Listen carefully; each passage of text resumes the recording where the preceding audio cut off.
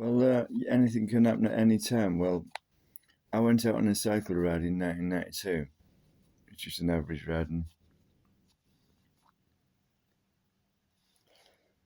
it's the only time I've never come home.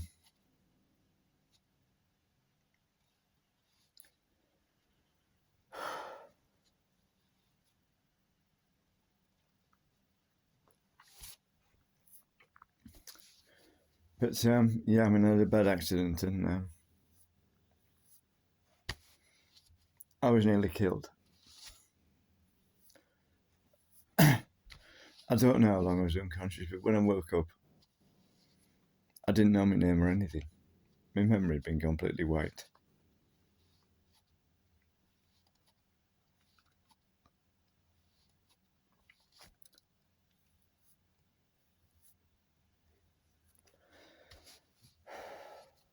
But yeah, it all came back, like the specialist said it would. Some I wish it hadn't come back. But anyway, I mean, if you'd been through an accident like that, well,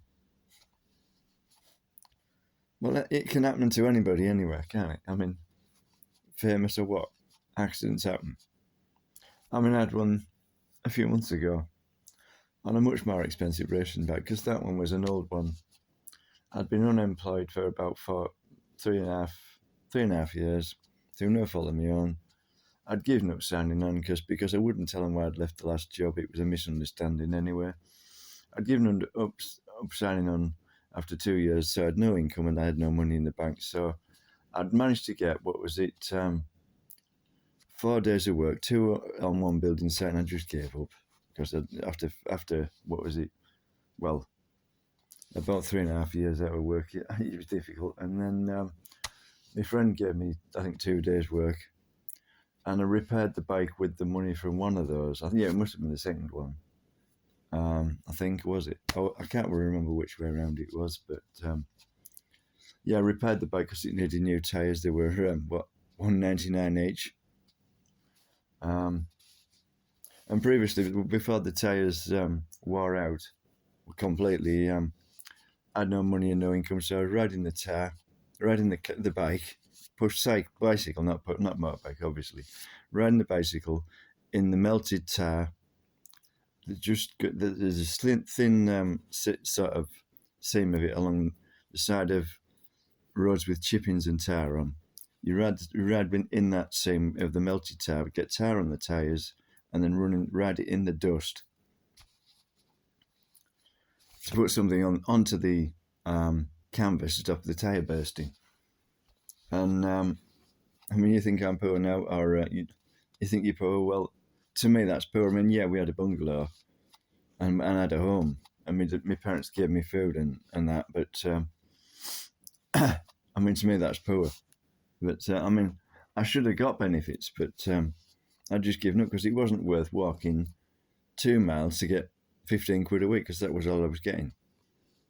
Yeah, I should have had 30 quid a week because that was where I was allowed, but because I wouldn't say where I'd left this factory, I only got 15. That was only supposed to go on for 6 months, but it was still going on after 2 years, so I just stopped putting the sign on. And what was this about? Yeah, an accident can happen any time. Obviously, my racing bike's broken at the moment. The gears are broken, and it was an awful lot more than that bike. But yeah, I bought that one in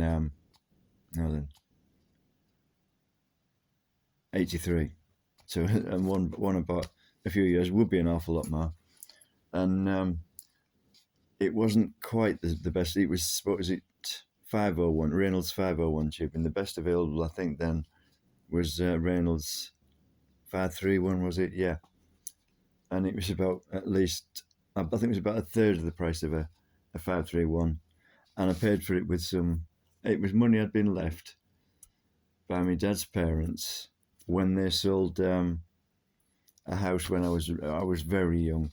What did they give? They split £300 between me and my brother.